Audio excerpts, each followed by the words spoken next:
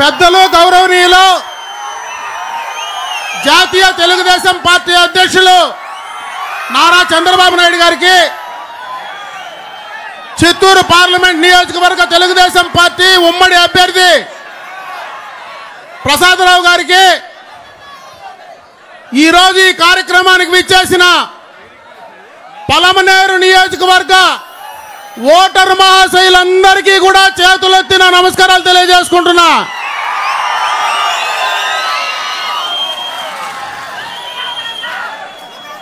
ఈరోజు ఈ సమావేశం ద్వారా నేను మీకు 2-3 విషయాలు మాత్రం ఈ సందర్భంగా మీ దృష్టికి తెచ్చే ప్రయత్నం చేస్తా. 2019 తర్వాత ఈ రాష్ట్రానికి జగన్మోహన్ రెడ్డి ముఖ్యమంత్రి అయిన తర్వాత ప్రత్యేకంగా పలమనేరు నియోజకవర్గంలో ఎలాంటి అభివృద్ధి లేకుండా ఉన్నటువంటి సందర్భాన్ని ఒకసారి గుర్తు చేస్తా ఉన్నా. పూర్తిగా కూడా ఈ నియోజకవర్గానికి సంబంధించినటువంటి మౌలిక సదుపాయాలన్నీ కూడా గతంలో కీర్తిశేషులు నందమూరి తారక రామారావు గారు, ఆ తర్వాత చంద్రబాబు నాయుడు గారి ద్వారానే ఈ నియోజకవర్గంలో అభివృద్ధి జరిగిందనేది వాస్తవం.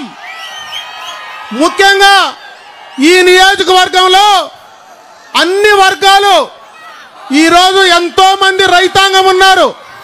ముఖ్యంగా పలమనేరు చుట్టుపక్కల సెరికల్చర్ రైతులు ఉన్నారు. ఈ సెరికల్చర్ రైతాంగానికి 2020 తర్వాత దాదాపు వాళ్లకు రావాల్సినటువంటి ఇన్పుట్ సబ్సిడీ 12 కోట్ల రూపాయలు ఈ 5 సంవత్సరాల్లో ఈ ప్రభుత్వం ఇచ్చినటువంటి పాపాన బోలా.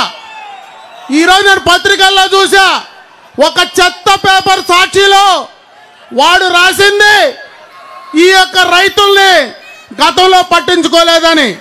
గత ప్రభుత్వంలో ఇన్పుట్ సబ్సిడీ కానీ, వాళ్లకు కావాల్సినటువంటి షెడ్లకు కానీ, చంద్రంకులకు కానీ, మందులు కానీ అన్ని ఇచ్చింది. సెరికల్చర్ నాటడానికి కూడా ఉపాధి హామీ పథకం కింద ఇచ్చినటువంటి ఎవరైనా ఉన్నారంటే అది మన పెద్దలు చంద్రబాబు నాయుడు గారే అని చెప్పి సందర్భంగా కూడా మీకు తెలియజేసుకుంటున్నా. ఈరోజు పూర్తిగా అది కుంటుపడిపోవడానికి కారణం ఈ ప్రభుత్వం చేసేటువంటి విధానాలు అని చెప్పి సందర్భంగా తెలియజేసుకుంటున్నా. అవే కాదు, గత ప్రభుత్వంలో ఎన్నో కార్యక్రమాలు మన పెద్దలు ఈ నియోజకవర్గానికి ఇచ్చారు. ఇక్కడనే మన పక్కనే ఎప్పటి నుంచినో ఈ పట్టణంలో ఒక కళాక్షేత్రం కావాలంటే ఆ కళాక్షేత్రం అక్కడ శాంక్షన్ చేస్తే ఈ రోజు దాకా కూడా దాన్ని మొదలు పెట్టినటువంటి పాపాన బోల. ముఖ్యంగా ముస్లిం మైనారిటీలకు ఈ నియోజకవర్గంలో షాదీ మహల్లో గత తెలుగుదేశం ప్రభుత్వంలో కట్టాం.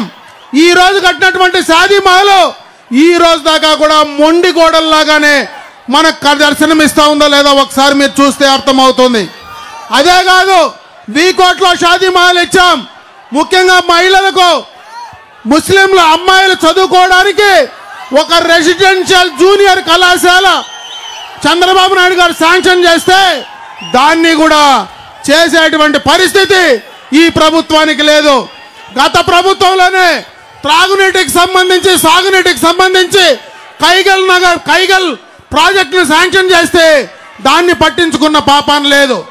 ఈ పట్టణానికి త్రాగునీటికి సంబంధించి గంగన సరస్సు ఏదైతే స్టేజ్ 1 క్లియరెన్స్ ఇచ్చి ల్యాండ్ కూడా అలొకేట్ చేస్తే దాన్ని కోల్డ్ స్టోరేజ్ లో బారేసినటువంటి సందర్భాన్ని గుర్తు చేస్తా ఉన్నా. గత ప్రభుత్వంలో ప్రతి గ్రామానికి లింక్ రోడ్లు ఇవ్వాలని ఎక్స్టర్నల్ ఎయిడెడ్ ప్రాజెక్ట్ కింద 139 కోట్ల రూపాయలు శాంక్షన్ చేస్తే అవి కూడా కోల్డ్ స్టోరేజ్ లో పడేసి చేసినటువంటి డబ్బులు ఇచ్చే పరిస్థితి లేదు. మొత్తం నియోజకవర్గంలో అన్ని పనులు నిలిచిపోయాయి. ముఖ్యంగా ఈ పట్టణంలో సిప్ అనే కార్యక్రమం ద్వారా 55 కోట్ల రూపాయలు శాంక్షన్ చేస్తే ఈ ప్రభుత్వం వచ్చిన తర్వాత దాన్ని కూడా వదిలేసినటువంటి పరిస్థితిని ఒకసారి గుర్తు చేస్తా ఉన్నా. అదే కాదు, వీకోట్లో ఒక డిగ్రీ కళాశాల ఏదైతే శాంక్షన్ చేశామో దాన్ని కూడా ఈరోజు పట్టించుకున్న పాపాలు లేదు. ఇక్కడనే టిట్కో ఇండ్లు 25,000 50,000 రూపాయలు లబ్ధిదారుల డిపాజిట్ కడితే అది కూడా ఈరోజు దాన్ని పట్టించుకున్నటువంటి పరిస్థితి లేదు. మన పక్కనే బీసీలకు సంబంధించి ఒక భవనం ల్యాండ్ ఇస్తే దాన్ని కూడా పట్టించుకున్న పాపాన లేదు. అంబేద్కర్ భవనాలకు కోటి రూపాయలు ఇక్కడ వీకోట్లో ఇస్తే దాన్ని కూడా పట్టించుకున్న పాపాన లేదు. అన్నీ కూడా ప్రజలకు ఉపయోగపడేటువంటి అన్ని కార్యక్రమాలు దాదాపు సీసీ రోడ్లు 100 కోట్లకు ఈ నియోజకవర్గంలో శాంక్షన్ చేస్తే అదే కాకుండా SC action ST action SDP అన్ని రకాలైనటువంటి ఫండ్స్ కింద ఇస్తే 100 కోట్ల రూపాయలు మరి ఈ ప్రభుత్వం వచ్చిన తర్వాత జీవోలు క్యాన్సిల్ చేసింది. ఇవన్నీ పనిచేస్తే తెలుగుదేశం పార్టీకి చంద్రబాబు నాయుడు గారికి మంచి పేరు వస్తుందనేటువంటి ఆలోచనతో అవన్నీ కూడా క్యాన్సిల్ చేయడం జరిగింది. నేను ఈరోజు మన పెద్దలు చంద్రబాబు నాయుడు గారిని ఈ నియోజకవర్గ ప్రజల తరఫున నేను ఒకటే కోరుకుంటున్నా, గత ప్రభుత్వంలో మీరు ఏవైతే శాంక్షన్ చేశారో ఏవైతే ఈ నియోజకవర్గానికి ఇచ్చారో అవన్నీ క్యాన్సిల్ చేసినవన్నీ కూడా అధికారంలోకి వచ్చిన వెంటనే అవన్నీ కూడా మళ్ళీ శాంక్షన్ చేసి మాకు ఇవ్వమని చెప్పి నేను ఈ సందర్భంగా కోరుకుంటున్నా. ఈరోజు చంద్రబాబు నాయుడు గారు నాకు ఇచ్చిన అవకాశం ద్వారా ఈరోజు మనం బైపాస్ రోడ్లో పోతే ఇక్కడనే ఒక ఆటో నగర్ ఉంది. బెంగళూరుకు పోతే ఆ దారిలో బ్రహ్మాండమైనటువంటి ఇండస్ట్రియల్కి సంబంధించినటువంటి హబ్బును అక్కడ మనం తయారు చేసుకున్నాం. ఇవన్నీ కూడా చంద్రబాబు నాయుడు గారి ఆలోచన ముందు చూపుతోనే మనం అన్నీ కూడా చేసుకున్నాం. ఇంకొక పక్క ముఖ్యంగా మైనారిటీస్కు ఒక విషయం చెప్పాలా, ఎందుకంటే తెలుగుదేశం పార్టీ ఒక సెక్యులర్ పార్టీ. ఆ రోజు మరి ఎన్టీ రామారావు గారు కానీ చంద్రబాబు నాయుడు గారు కానీ ఎప్పుడు అధికారంలో ఉన్న సెక్యులర్ పార్టీగా సెక్యులరిజం ముందుకు వెళ్తా ఉన్నారు. అదే లౌకికవాదంతో ముందుకు వెళ్తా ఉన్నారు.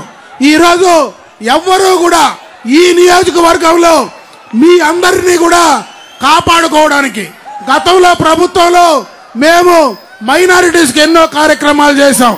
ఇక్కడనే మరి అటు ముస్లింలు కానీ క్రిస్టియన్లు కానీ వాళ్ళకు సంబంధించినటువంటి అన్ని కార్యక్రమాలు చేశాం. ఖచ్చితంగా కూడా రేపు మళ్ళా అధికారం వచ్చిన తర్వాత అటు ముస్లింలకు క్రిస్టియన్లకు మైనారిటీలకు ఎక్కడ ఇబ్బంది లేకుండా అన్ని చేయడానికి మేము సిద్ధంగా ఉన్నాం.